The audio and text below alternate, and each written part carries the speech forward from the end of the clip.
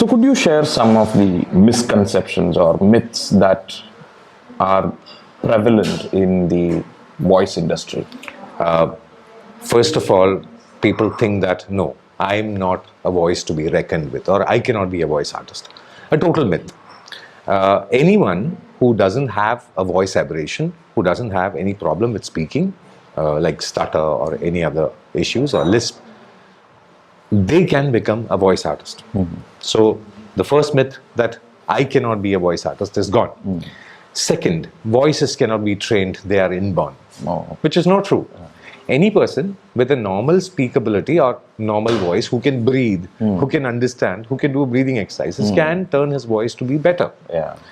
The third myth is that if a person, a male, has a thin voice, it's not good. If a female has a thick voice, it's not good. But how can you say that? It's unique. Let's say Usha Utupji. Her voice is very bassy, very interesting to listen to. You have people who have very thin voices, like Kailash Kher is like very high. So it sounds more like very high pitched. He's singing normally. So that actually takes off that myth that a man should have a bassy voice, a woman should not have husky voice. There is nothing like that. Every voice is unique. Every voice can be trained. And there is no good or bad voice, only trained or untrained voices. So this covers up the major set of myths. Then you have a myth that whatever you speak can be corrected later on a console, which is not true. Because the basic, say, you're making a car with wax, and trying to make it a Ferrari. No, it doesn't. Because the heat would melt it away. So the base of your voice, a trained good voice, can be edited to sound better. But if you think that a sound engineer can do everything and make it sound like brilliant, which is not true. Yeah, basic corrections can be done. There can be, nowadays, singing can be corrected to an extent, not to a great extent. With Melodyne and other artificial intelligence, all those softwares, things can be turned a little better, but at the same time, I would say a natural, trained voice will always stand apart because he can go anywhere and speak in the same voice. But if you try to fake your voice or if you try to tweak it with software, how will you face the public if you become a public voice artist? So these are certain basic myths which came to my mind, and these are to be broken anyway. Quite interesting. So, as someone who has worked extensively in media and being an author of a lot of books, how do you view the legacy of a person's voice? The legacy, you cannot say legacy because it's unique. Even a father and a son. Maybe the styles are the same, but it actually would be unique itself.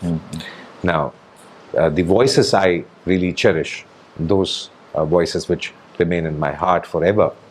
I would say, as a child, I used to listen to Ceylon radio, Abdul Hamid. I've heard his voice at a very, very young age.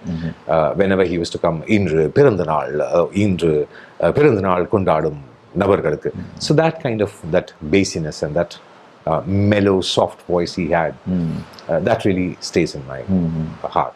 There have been special presenters in All India Radio, like Goban Jetan, or we have had many special people with different voices. We have had Baladevananda Sagar, who used to read the Sanskrit news. So such voices will never go from your mind. We have had voice artists who left their legacy by Shwasakosham sponge. So, or maybe Goban Jetan, for that Sakshi Kanda Kumbundo. So such kind of voices, or Amin Siani, to aaj aapke samne bina ka geet mala mein. So that kind of a voice, that mellowness and the happiness, certain voices will remain in your heart forever. So do you think that someone can make their voice as a legacy voice, or how do you think someone can do that? If you're true to yourself, if what you're saying is from your heart, it'll stay. I've seen that happen, because usually in media there is a rule that 3 months if you're not seen, then you're forgotten. But for the surprise, there are people who still remember certain shows or certain lines which brings tears to my eyes when I listen to them narrate that day you did that particular show, and I still remember that. So that's an experience what you get. And once I was doing a show with one of my fellow jocks, Advocate Devanand Mahadeva. We were doing a show called Iniyor Vidhi Sevom. It's for a Tamil radio. So Iniyor Vidhi Sevom, that was a legal show. No. So a person called up and said, sir, your voice resembles the voice of one of a very dear announcer whom he likes. And I was like, may I know his name? So he said Abdul Hamid. Oh. So the name which I heard as a presenter when I was a child, when somebody compares my voice to that, I really feel that I've come a full circle. Yes. So then now it's my turn to give back to the society by telling them what I learned and leaving it behind before I leave.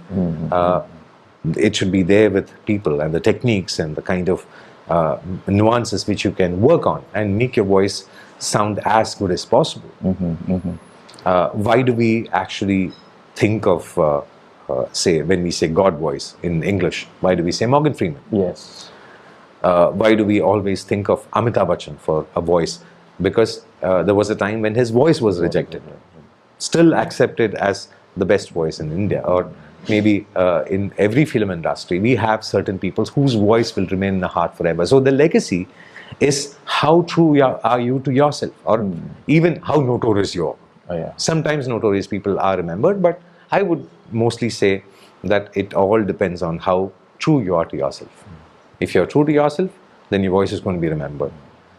Because when Amin Sayani Saab used to say, Bol Lakshmi Pyare ke aur Sangeet Anand Bakshi ke. So the way he spoke, it was his friends who were doing that. So that friendliness could be felt. So that's a legacy he has left behind. So years and years of recordings and so much of work, a body of work for that matter, what a person can ever do. Dakshinamurthy Swamigal, the composer, he composed for 60 years. He celebrated 60 years in composing. Similarly, Amin Sayani Saab, he celebrated 60 years in broadcasting. So compared to that, I'm not even a child to talk about a legacy. I'm looking up to the stars and saying that, yeah, those are the stars. Where I am a voice artist and I'm trying to give back to the society what I got. So it really means a lot when somebody identifies my voice, or maybe he compares to someone whom I really like the most, like Abdul Hamid Saab or Amin Sayani Saab, or to be even taken a name along with them. There was a function where I was honored as a media artist along with the first ever female voice artist in All India Radio. So that stage and all I'll never forget. So I would say I'm really thankful to my listeners, as well as to my God, to my parents, everyone who have made this possible for me. So that I would call a legacy, yes. So it is about the heart, what it comes from the heart. Very much. So having spent a lot of time in radio and television, how do you see the perception evolve over the years in terms of voice? Just like fashion, voice also has changed a lot. There was a time when the old-time movies, it was more of singing than voices. It was the importance was given to the song, the lyrics, not to the even dialogues. It would be like the olden time Devdas would be like, Devdas, tum kahan ja rahe ho. It would be only very bland and no emotionless. And then later on, you had the angry young man coming, Amitabh Bachchan type, and रिश्ते में तो हम तुम्हारे बाप लगते हैं भगवान मैं बड़ी आस लेके आई हूँ. All that stuff happened then. Times really moved forward. More dramatization. Yeah. Then there came a stage or a phase where it was the art house cinema era, where they just look at each other and no voice at all. We even saw modern times, we saw a movie which did not have dialogues at all. Pushpak was that movie. Kamal Hassan directed it. The old time memories of without voice, how movies would be. So only one was done. It's an experimental movie. After that, there was a short film. I did a short film where only no voice for the characters, but background voice, just one voice. So did that one. Things will move on. The perception of voice now, it is more on emotions. Being the brevity is given the key. Sometimes movies don't have songs at all. We have moved from the era of musicals to dialogues, and I'm sure maybe after 30 or 35 years later, 35 years later, we might be looking at AI generated voices, but the human voice has some appeal, and that appeal would continue to be so. Whatever it was, whatever it is, whatever it will be, voice has something which touches your heart, where a heartless AI cannot do that. I believe so. So, I mean, something that connects with this is that we are bringing in a lot of technology in terms of modifying voices, in manipulating voices, I would say, sometimes. Melodyne. So, yeah. other So, stuff. how would, from your perspective, how much of an impact that could make? Everybody will start believing that I can sing wonderful songs. They would record the songs, they would air it also, but the moment they have to sing in front of a public, they can't do so, because there you don't have that artificial generated stuff. Or else you'll have to play a +1 track and then sing with a lip sync, which is like as good as doing a reel now. So if you tweak your voice, if you keep changing your voice with software and maybe AI, you can never reproduce the same on stage. So people would call you fake. Do you want that? Definitely. That's not something anyone would consider having that. Thank you so much. It was very insightful.